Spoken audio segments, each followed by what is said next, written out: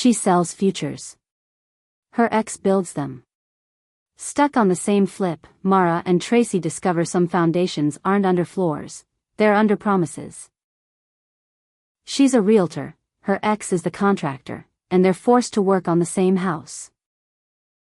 The bank-owned colonial on Alder Street was a liar. From the curb, it smiled with dormer windows and a sweet little portico.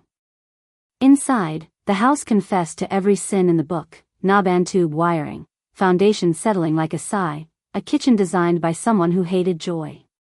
Mara Stone stood on the porch with a clipboard and a pen already running out of ink, reminding herself that she was good at this. She did hard things on timelines that made other agents twitch. She sold stories people could live in. She did not, however, plan on Tracey Keller walking out of the foyer wearing a tool belt like a thesis and 5 years of better choices. "You've got to be kidding me," Mara said before her mouth found its brakes. Tracey's smile tilted the way it always had, reckless, but careful with her. "Hi, Stone. Your lead on this?" "City awarded my crew the contract after the RFP circus," Tracey said. Hair shorter, shoulders stronger, eyes the same undecent blue. "You're listing?" "Fast," Mara said. 38 days fast." Tracey's gaze flicked to the sag in the porch rail. "Then we don't have time to pretend we're strangers." Mara's heart did the thing it always did around Tracey. A double step, then a defensive flourish. She looked at the dead shrubbery, the way the walkway heaved over roots, anywhere but the mouth that had said "I can't do this anymore" and meant it. "Fine," she said. "Show me your plan." Tracey stepped aside. The foyer smelled like old carpet and lemon oil and a winter of being shut. Light pushed through filthy panes and turned floating dust into visible time. Tracey handed over a folder annotated in a handwriting Mara could have picked out of a lineup: tight, slanted, impatient. Electrical, plumbing, open the wall between kitchen and dining, refinish the oak, replace the back door. "We preserve the crown and the staircase. They're the soul," Tracey said. "You'll have it show ready in 4.5 weeks if you approve fast." Mara scanned the numbers. They were good, solid, not delusional. "You found money for real brass hardware." "People forgive small kitchens if the handles feel like a promise," Tracey said. "Same with lives." Mara's laugh was a reflex that hurt. "Still making metaphors out of drywall." "Still selling futures," Tracey replied. "We're both guilty." They moved room to room, the way people who used to be in love learned to stand near heat without burning. Tracey pointed, Mara decided. They were professionals on paper and something messier where paper didn't matter. At the kitchen window, Tracey's reflection lined up with Mara's. The glass carried their ghost versions, 23 and unstoppable. Over the present women who had learned to bury and build. "What if we can't be just colleagues?" Mara asked, hating herself for asking it first. Tracey didn't look away. "Then we tell the truth and we keep working anyway." The first day was demolition and restraint. Tracey's crew took down drywall with the careful violence of people who loved what came next. Mara stayed out of their path, on the phone with the stager, the photographer, the lender who owed her a favor. She was a conductor with sawdust in her hair. At noon, Tracey set a coffee on the temporary counter and didn't comment on how Mara still drank it black. "We found knob and tube behind the dining room wall." "Not unexpected, but it means we rewire the whole first floor." Mara nodded. "Do it." "We don't list with a hazard hiding behind the paint." Tracey studied her face for a beat. "You always were the do it right or don't do it type. And you were the do it right and fast type." Tracey's grin was quick. "Some of us contain multitudes. Some of us contain spreadsheets." They ate standing up, trading bites of a terrible deli sandwich because the good place on Pine closed on Mondays. Silence between them had weight but not threat. Outside, a gull practiced its awful laugh. Inside, the house felt like it had decided to cooperate, as if it approved of the adults in charge. In the afternoon, the rain started. The kind that committed. Tracey hauled a tarp over the exposed section near the back door. "You don't have to," Mara began. "I do," Tracey said, already moving. "Water ruins a week in an hour." Mara grabbed the other end because that was the story of them. Tracey charged, Mara stabilized, then they traded. They worked under the noise of the storm until the power blinked out. Darkness fell fast and complete. For one long second they were only breath and wet and the fact that they knew where the other's hands would be. "Breakers in the basement," Tracey said. "You still hate basements?" "I hate the parts you can't see," Mara said, which was not about basements. "We'll turn on the light," Tracey said, which was. They got the lights back with the graceless choreography of two people who had done this and worse together. Tracey's shoulder brushed Mara's in the narrow stairwell and the entire year of 2018 rushed back, the year they built 3 kitchens, buried one grandfather, and misspoke their way into a breakup neither of them actually wanted. Back upstairs, the crew called it at 5. Tracey insisted on walking the perimeter in the rain to make sure her tarp job held. Mara stood at the front door and told herself not to watch. She watched anyway. Tracey in work boots was a thesis on competency. Tracey laughing into the weather was an act of sedition against Mara's resolve. "Come inside," Mara called, when lightning stitched the sky. Tracey shook water out of her hair in the foyer, leaving a wet constellation on the old wood. "Admit it," she said. "You missed me." Mara put her clipboard between them. "I miss not worrying whether you'd fall off a roof doing something you should have delegated." "So, yes." Mara's mouth betrayed her. "Yes." They did not kiss. They marked it in the ledger, a debt accruing interest. Work was a mercy. If they focused on the house, they didn't have to narrate the ache. Tracey framed a new opening. Mara ordered a light fixture that looked like sunrise. The crew learned, quickly, to stop trying to read the air between the leads. The air read them. On Wednesday, the inspector came through and raised an eyebrow at the speed of progress.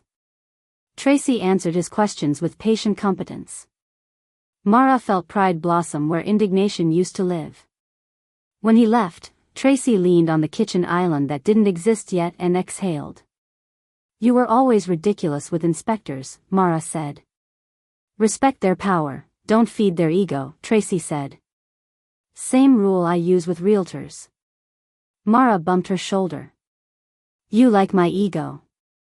"I like your spine," Tracey said. "The ego is garnish." Mara laughed. It surprised them both. "Don't make me like you."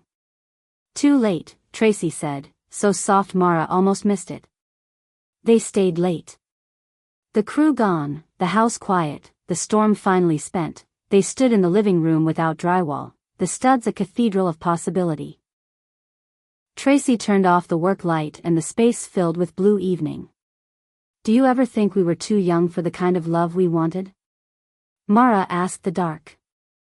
"I think we were the right age to learn the cost," Tracey said. "I also think we paid it." "And now?" Tracey took one step closer. "Now I want receipts." Mara swallowed. "We're not good at casual." "Neither is this house," Tracey said. "It's either a teardown or a restoration." "I pick restoration." Mara nodded. "Me too." Tracey's breath hitched. "Okay." She turned the light back on. "Tomorrow we sand." Progress attracts scrutiny. A developer named Nolan showed up on Friday in a suit that cost what a circular saw did and offered to take the burden of an old place off your hands. "Not our place," Mara said, and didn't bother to hide the steal. "Markets evolve," Nolan said. "So do neighborhoods." Tracey wiped her hands and came to stand at Mara's shoulder. "So can your exit." He held out a card anyway. "If you change your mind." "We won't," they said together, which turned into a joke later and into a policy after that. The weekend belonged to the staircase. Tracey refused to paint the oak. You don't smother a witness because she's inconvenient, she said, and Mara added the line to the imaginary book of things Tracey says that shouldn't work but do. They stripped varnish, sanded, stained. They worked without music because the sound of progress felt like a song. Mara's forearms ached and her heart did that quiet, startling thing. It stopped trying to predict the future and started attending the present. At the landing, Tracey looked up, face streaked with sweat and dust. We were going to get married here, she said, not a question. Mara set down her brush. We were going to get married everywhere, she said. Houses, courthouses, anyone's grandmother's backyard who'd have us. I couldn't figure out how to be the person you needed while being the person who hit every deadline I set myself. You were allowed to need, too, Tracey said. I didn't know that. Mara sat on the step. I do now. Tracey sat beside her, knees touching. We're older, she said. Still us, Mara said. Still us, Tracey echoed. Open concept looks easy when it's on television. In real life, it is a series of decisions about sight lines and secrets. Mara and Tracey fought, once, loud enough that the crew took an early lunch. The fight wasn't about beams, it was about how far to let past versions of themselves steer present ones. I don't want a do-over, Tracey said, palms flat on the island. I want to do better. Then stop hearing criticism when I ask for clarity, Mara shot back. I'm allowed to need information. Tracey caught herself, nodded. Right. Yes. Information is not indictment. And care is not control, Mara said, half to herself. They stood there breathing until the words rearranged into a truce. The crew returned to find them measuring and joking about how the island was a metaphor for their relationship, broad, sturdy, with room for mess and breakfast. That night, when the last screw set and the tile grout cured under a fan's small weather, Tracey leaned on the counter and watched Mara label the last box. You're gentler with everything, she said. Even tape. Mara capped the marker. I learned that hard doesn't mean harsh. Tracey's smile warmed. I noticed. They did not mark the moment with mouths. They marked it with the slow practice of not flinching. The open house was 2 Saturdays of controlled theater. Mara staged without lying, 2 mugs by the window, a throw on the arm of the couch, a book left mid-chapter like a life interrupted by dinner. Tracey hovered in the backyard and refused to come inside unless something stuck or squeaked. She liked to watch Mara sell because it was the nearest thing to magic Tracey believed in. A couple with a toddler made an offer on the spot. He toddled up the newly restored stairs and patted the banister like a dog. The offer letter said they wanted a place their son could grow into. Accept, Tracey said when Mara finished reading. Mara arched an eyebrow. You don't want to counter? I want that kid's handprint somewhere inside a closet, Tracey said. I want the stairs to hear his feet in the morning. Mara smiled at her like a secret. Me too. They signed. They celebrated with tacos on the floor because chairs were for people who hadn't been sanding for 3 weeks. When the keys changed hands, Mara cried alone in her car for exactly 3 minutes, then wiped her face and went back inside. Tracey was waiting in the empty living room, hands in her back pockets, expression unguarded. You okay? I hate endings, Mara said. Beginnings in disguise, Tracey said. Say that again in a less Tracey way. Tracey stepped close enough to fog the glass between them. Come home with me, she said. Tonight? Starting. Mara let out a breath that sounded like 10 years. Okay, she said. Starting. Tracey's place had always felt like a workshop that fell in love with a library. Plants claimed the windows, clamps claimed a corner of the dining room. Mara set her bag down and felt the part of her that had been on high alert for 5 years sit. I have 2 rules, Tracey said, suddenly awkward in her own home. First, Label the coffee tins however you want, I will still drink from both. Second, if you're overwhelmed, say so out loud, I don't guess anymore. Mara stepped into her, hands at Tracey's jaw. I can do rules, she said. I can do 100 if they're honest. Tracey kissed her like she was a map that had finally been printed right. They didn't race, they did not try to swallow time to make up for the years they'd lost. They made a bed and then they made coffee for the morning and laughed at themselves for being domestic in a way that didn't insult either of their ambitions. In the middle of the night, rain started again. Mara woke to the sound and waited for her old panic to taxidermy her chest. It didn't. Tracey's hand moved to the center of her back, steady as a level. Mara fell asleep to the ordinary holiness of two people breathing in the same room on purpose. They became a rumor people told kindly.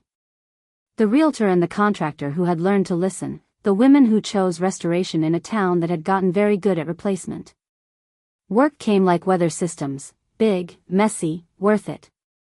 They took a landmark commission on Pine Street, a queen and that had been chewed by time and neglect until even optimists wouldn't buy it. We can't fix everything, Mara said at the first walkthrough. No, Tracey said, eyes on the sunstruck stained glass. Just the part that connects. They found a newspaper from 1912 in a wall and framed it for the new owners. They left a note behind the kitchen cabinets that said, if you're here because something broke, you're not the first. Leave a note, too. They fought better and made up sooner. They got very good at standing in front of reporters and saying no to developers who said words like activate and upscale at neighborhoods where human lives already pulsed at perfectly respectable volumes. Are we insufferable? Mara asked one night, eating cereal at the island of their own little house, bare feet touching under the stools. Yes, Tracey said. But with benefits. Tax benefits? Emotional benefits. Also, I am writing off this cereal as a business expense. You will not. Watch me. The first big test came the following spring, disguised as an opportunity. A streaming network pitched a renovation show, Bravo Meets Boundaries. They wanted conflict, quick turns, photogenic tears, a soundtrack that punished subtlety. The money was silly. The exposure was a floodlight. They'll chew us, Tracey said, flipping the deck closed. They'll flatten us into two adjectives, Mara said. One of them will be fiery. Tracey made a face. No plot point is worth lying about a timeline. Or a budget. Or us, Mara said. Especially us. They said no. Then they said yes to a community center rebuild nobody could sell, because the roof leaked sadness and kids deserved better than buckets in the hallway. The town showed up with hammers and casseroles. The teenagers painted a mural in the gym that made old men pretend to have dust in their eyes. Mara stood at half-court and watched Tracey teach a kid how to use a miter saw with patience that could convert cynics. She realized, with the sudden clarity of a light finally wired right, that this was what forever looked like for her: sawdust, public service, a woman who treated competence like intimacy.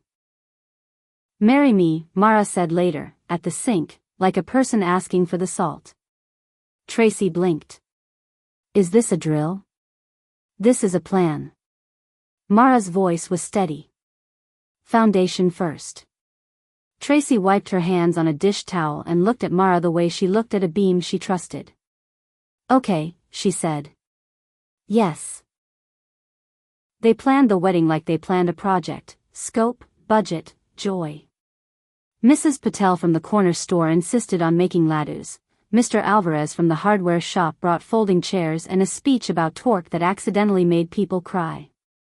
They chose the community center gym, because it was the first place they'd said yes to each other's future without cameras or caveats. On the morning of, the sky behaved like a blessing. Light found the high windows and spread across the polished floor. The mural the teenagers painted, two hands holding a small house, roots threading into water, glowed like a prophecy that had been waiting for its proof. They exchanged vows written like instructions and poetry. Mara promised to communicate in real time, not in postmortems. Tracey promised to tell the truth about her limits before the limits broke her. They both promised to leave love notes behind cabinets for strangers they'd never meet. When it was over, they danced to a song that sounded like road noise and birds and the clink of a tape measure hitting a belt.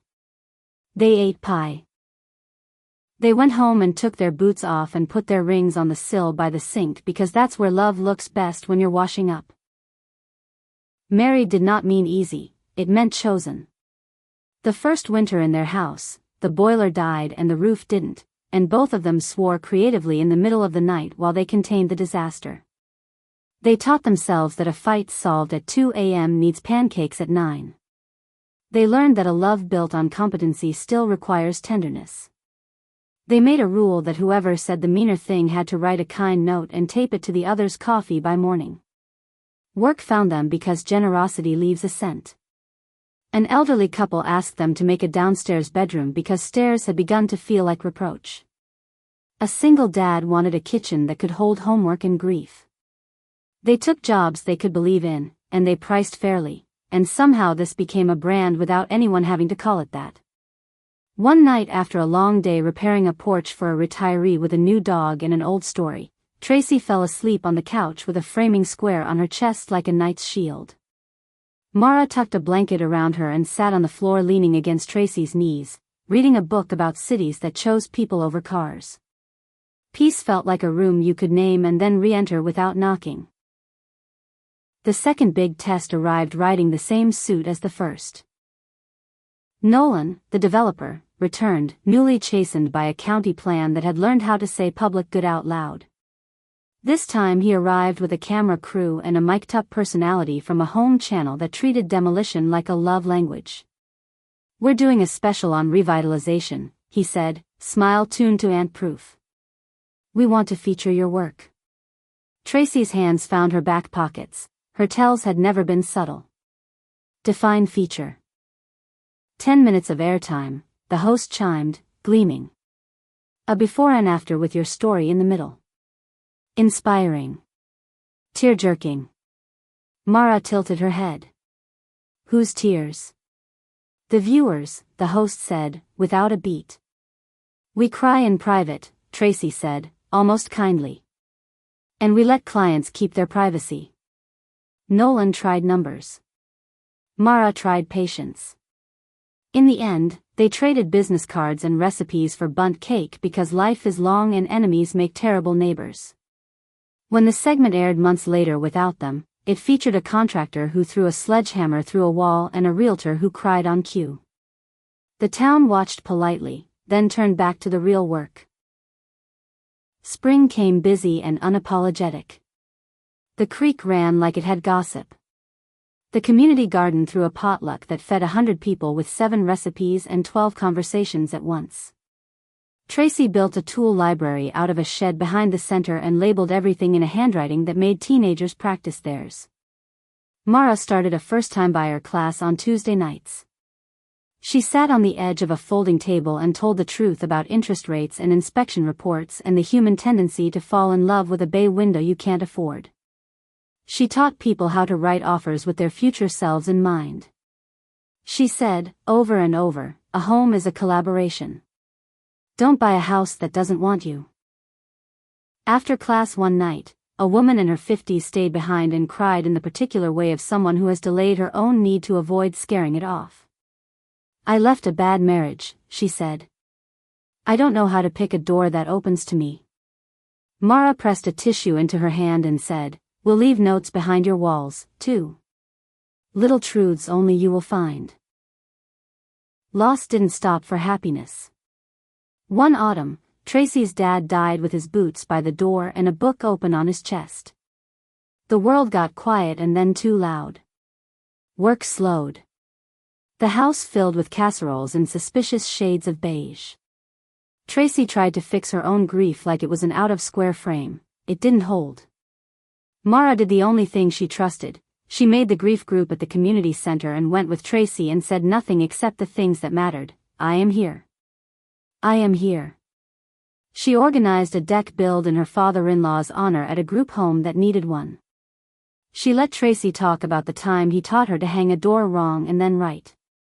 She touched Tracey's shoulder in the hardware aisle when a song he liked came on and Tracey's face broke open. They planted a tree behind the community center and tied a ribbon to it.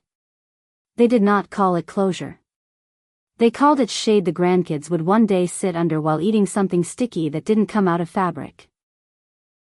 Happy came back like it always does, sideways. On a Tuesday, Mara found a kitten yawping under their front steps and texted Tracey a photo with the caption, "He's clearly the foreman." The kitten tried to fire them both by toppling a stack of invoices and then fell asleep in the crook of Tracey's elbow as if it had always been allowed. They named him Gus, after a carpenter who taught Tracey to measure with a story about a boat and a wrong angle. Gus learned to nap in paint trays. He learned that clients forgive hair on black pants if the contractor who brings the hair also brings patience and answers. Work kept arriving. They turned down the ones that smelled like ego and took the ones that smelled like soup. They learned to ask each other, "Do we have capacity for this?" They learned that a yes given from scarcity always costs more than it pays. On the 5th anniversary of the community center rebuild, the town threw a party that looked like a work day, planting, patching, hanging shelves. A teenager who had once painted the gym mural gave a toast in the language of someone who had since learned how to be earnest without apology. "You taught us to put things back better," she said, voice wobbling. "Not just houses. Ourselves." Tracey squeezed Mara's fingers under the table until the bones felt like they'd memorized each other. Mara thought about the first house, the storm, the basement breaker, the way the dark had pressed in and the light had come back because they insisted. After the cleanup, they walked to the edge of the river where the town keeps its quiet. The late light did that end-of-day honey thing. Gus followed and then reconsidered and went home because dignity is optional for cats. Mara leaned into Tracey. "We built a life." Tracey looked out at the water, which had learned the town and learned to forgive it. "Yeah," she said. "We did." The call came on a Wednesday. A fire had gutted a rental on Oak. No one died, but a family lost pillows and puzzles and photos and the exact smell of their kitchen. The landlord had insurance, the tenants had a church group, the town had muscle memory. Tracey took inventory with a clipboard and a steady voice. Mara organized temporary housing like she was writing a symphony. The volunteers moved like a hive. A week later, the family had beds, and a month later, they had a housewarming party in a living room where someone had painted one wall a silly, brave color. Tracey left a note behind an outlet cover: "You are allowed to repaint, and you are allowed to change your mind." On the way home, tired in the good way, they stopped at the river. The world smelled like rain even though the sky was clear. Mara said, "I hope they leave the silly wall." Tracey said, "I hope they argue about it and then laugh." Mara grinned. "That's marriage." "That's people," Tracey said. "Mess and mercy." They finally took a vacation. 3 days. No clients, no clipboards, no hardware stores. They lasted 18 hours. On the second morning, they walked past a seaside bungalow that leaned complaint into the wind and both of them stopped, heads tilted at the same angle. "No," Mara said. "Yes," Tracey said. "We don't even have tools. We have a rental car and terrible boundaries." They fixed one hinge and oiled one lock and left a note under a plant that said, "Your door was trying to protect you, now it will try to welcome you." They bought postcards and wrote to Gus as if he could read. They sat on a dock and said nothing for an hour. The silence was fluent. On the last night, they held hands on the motel balcony and watched a thunderhead flex its muscles over the ocean and didn't flinch. Years stack, if you're lucky. The houses in their town wore stories like patina. Children grew tall enough to reach the bottom shelf without asking. The community center's tool library had to add a second pegboard. Gus retired from foremanship and took up window inspecting as a hobby. A new agent asked Mara at a closing, "How do you not burn out?"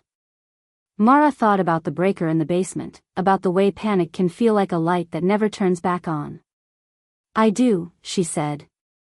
I just don't pretend it's a moral failure. I stop. I get help.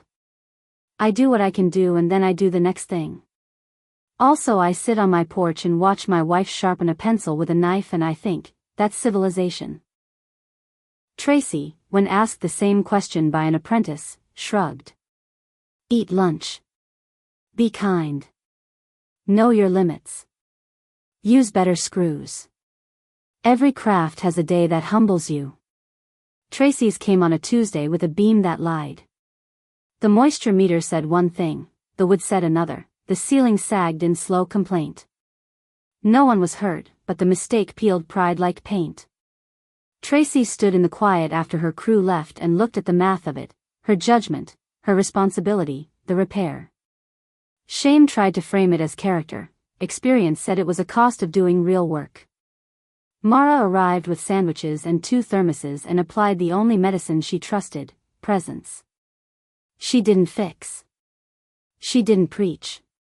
She sat on the subfloor with her shoes off and her ankles crossed and waited for Tracey's self-lecture to run its clock. It's my job to know better, Tracey said finally, voice level like a cut. It's your job to respond better, Mara said. You are. I hate being wrong. You are devastatingly human. Tracey exhaled a laugh that almost argued with itself. I'll eat the cost. We will, Mara said, as if the pronoun had been built into their vows, because it had. They fixed the beam. They issued an apology that didn't meander into excuses. They comped a week and brought pie. The client's trust weathered the stress and strengthened. Tracey filed the mistake in the same mental cabinet as sharp blades and tall ladders, respect, don't fear. She slept that night like a person who'd remembered her job wasn't perfection, it was repair. Mara's humbling arrived less dramatically and gnawed longer. A client she'd fallen a little in love with, an elderly poet with wild hair who carried a grocery list like a manifesto, couldn't afford the house she wanted, and Mara could not math the numbers into mercy. The system was working as designed, the design was not kind. She called lenders. She called favors. She tutored the poet in a class of 1 about contingencies and patience. They lost 2 offers in a row. On the 3rd, the poet wrote a letter to the seller that began, I will plant tulips for a future I will not see, and the seller, who had a grandmother who planted tulips, said yes. At the closing, the poet squeezed Mara's fingers and said, You didn't save me. You stood with me. Later, Mara sat on the back steps and cried in the way competent people do when they've been very strong for very long and the body finally insists on a soft reset. Tracey found her and sat, thigh to thigh, saying nothing until nothing became a place to stand up from together. They started a scholarship, 2 a year, for apprentices in the trades and for would-be realtors who offered patience over polish. They named it after Tracey's dad and Mara's aunt, the 2 people who had taught them that care is a habit, not a speech. The first recipients cried and bought tools and textbooks and texted photos of first paychecks and first closings to a number saved in their phones as the bosses, which made Tracey pretend to be affronted and Mara secretly delighted. The work didn't make them saints. It made them tired and alive and sometimes irritable at the exact wrong moments. They installed a new fight rule. You can say anything so long as you can say it kindly. If you can't, write it down and hand it over. Half the time, they laughed at the notes and kissed in the doorway and forgot the other half by morning anyway. One summer, the river flooded enough to redraw a few unimportant maps. They joined a sandbag line until shoulders trembled and palms blistered. Later, in the dark, they lay awake listening to frogs reclaim the night and lightning bugs blink coded messages about desire. The house smelled like rain and lemon oil and clean laundry. I thought I wanted a big life, Mara said into the almost sleep. You have one, Tracey said. I mean loud. It's loud, Tracey said, smiling into the dark. Just not on television. Mara rolled to face her. Do you ever miss the version where we were glossy? Tracey opened her eyes. I miss the version where I thought I had to perform being okay. I don't miss her. Mara put a palm on Tracey's chest where the breath lives. I don't miss mine either. They fell asleep mid-conversation, the way safe people do, trusting the other to hold the ending. They bought the lot next door when the neighbor moved to be closer to their own grandchildren. Not to expand, not to flip, just to keep a garden and a little patch of feral for Gus. They planted fruit trees and a ridiculous number of zinnias. They built a tiny stage out of pallets and hosted open mic nights where someone always read a poem that made someone else reinstall their faith. At the second open mic, the elderly poet read a new piece about tulips and time and left a line in the air that took the town a week to fully feel. A teenager sang a nervous song about not yet knowing and was applauded like an anthem. Mr. Alvarez told a joke that landed 2 minutes late and somehow still worked. The night ended with a spontaneous waltz between two people who had been arguing for a decade and decided to postpone. Mara filmed none of it. Tracey fixed a wobbly chair on instinct. They cleaned up in the dark with headlamps and the kind of fatigue that arrives with grace. Health scares visit, even in tidy narratives. Tracey's wrists started to whisper about years of torque and stubbornness. The orthopedist said words like repetitive and rest and surgery if you don't listen. Tracey attempted to bargain with biology. Biology declined. She stopped lifting heavy for a month and taught more than she did. The crew learned faster. The apprentices learned best. Tracey's pride learned to distinguish between indispensable and irreplaceable. Mara imposed stretches and lunch in a timer that beeped every 90 minutes and a reward schedule that sounded like a bribe because it was. On the day Tracey tried to cheat and carry too much, Mara took the board out of her hands like a goddess and said, "I would like to keep you." Tracey swallowed. "I would like to be kept." They kept each other. On an afternoon that couldn't decide between rain and shine, Nolan stopped by the community center with a box of donated tools and a sheepish smile. He had shaved the hard edges off his voice and learned how to carry a folding table. He stuck around to help set up the apprenticeship fair and left with a splinter and a look that suggested splinters were worth it. Character arc, Mara murmured as they watched him load sawhorses. Redemption by Hex Key, Tracey said. Don't tempt me to like him. You already do. Shut up. They didn't become friends. They became citizens of the same place. It was enough. On a Tuesday that smelled like basil and cut grass, a letter arrived in their mailbox addressed simply to the women with notes. Inside was a crayon drawing of a blue house with 5 windows and a purple tree and a stick cat with enraged eyebrows. The letter said, in a child's upright letters, "Thank you for fixing our stairs. I can go up them 2 at a time now. My mom says not to, but I do. Love, Eli." Tracey stuck the drawing to the fridge with a magnet shaped like a tape measure. Mara put the letter in the first folder beside the old scope and the handwritten word soul. The folder grew fat with such things, receipts for mercy, documentation of love that looked like labor. They fought about the bathroom tile. It was not about the bathroom tile. They fought anyway. Voices rose and then fell, arms crossed and then uncrossed. They took a walk around the block, separately, like adults. They returned to the table and admitted the real thing. Mara felt stretched, Tracey felt sidelined, neither wanted to injure the other with the truth. They wrote notes. They traded them. They laughed at one sentence and cried at another. Then they picked a different tile because sometimes the solution is not compromise but reimagining. They made love like a truce and like a feast and woke easy. On a winter morning when the house creaked like a ship, Mara stood at the window with Gus draped over her shoulder and watched Tracey shovel the walk in a hat that made her look like a child and a warrior at once. The world was quiet in a way that rewired Mara's nervous system. Tracey came in red-cheeked and triumphant and kissed the tip of Mara's nose because it was there. "What are you thinking?" she asked, pouring coffee. "That we did not squander our second chance," Mara said. Tracey handed over the mug, eyes soft. We didn't. They sat on the floor and watched the light move across the room and decided to do nothing ambitious for an hour.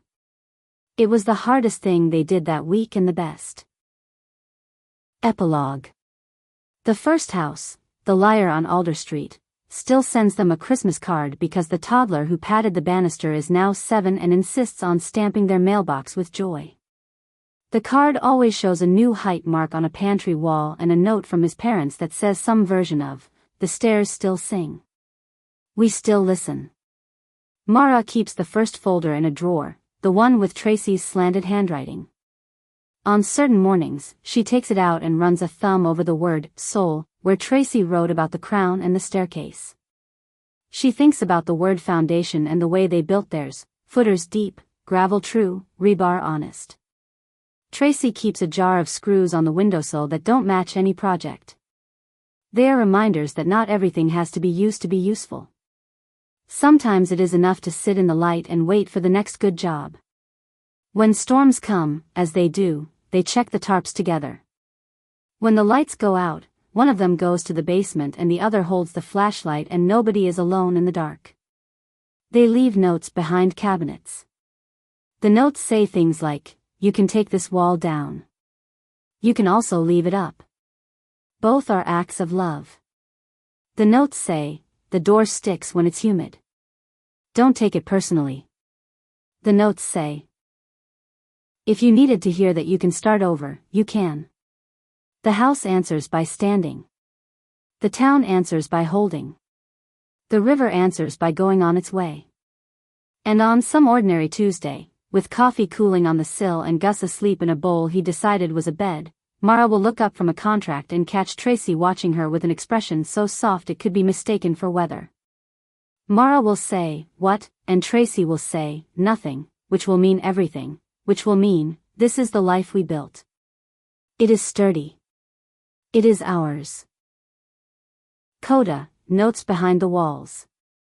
Years later, when the town hosted a home tour to raise money for the library's roof, their little house was stop number 6. People padded through in shoe covers and whispered the way humans do in rooms that have seen both fights and soups. On the back of a cabinet door in the kitchen, a laminated copy of one of their notes hung like a secret made generous. "If you are reading this, we don't know you, and we love you. May your coffee be strong, your projects finite, your arguments kind, your rest non-nego."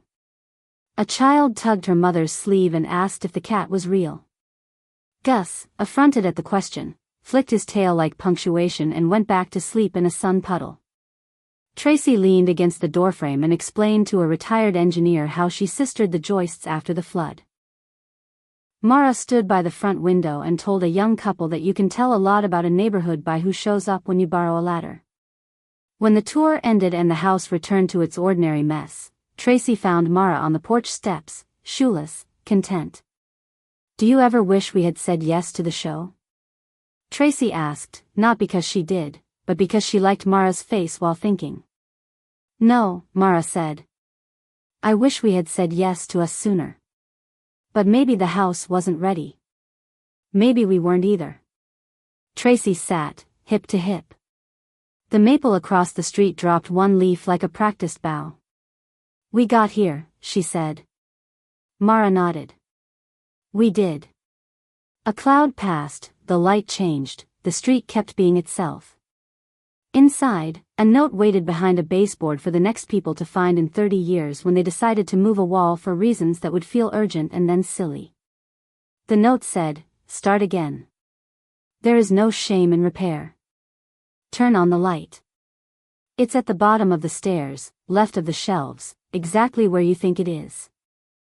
They went inside and made dinner. They argued about salt. They ate on the floor. They left the dishes for morning. They put their rings on the sill by the sink because that's where love looks best when you're washing up. And later, when the storm rolled in like a familiar story and the lights flickered, they moved together through the dark, practiced and unafraid, two women who had taught themselves, and then their town, how to leave notes behind the walls. On a scrap of painter's tape under the breaker box, someone had written years ago in Sharpie, "Lights." It was a joke and an instruction. They left it there. It still worked. The end.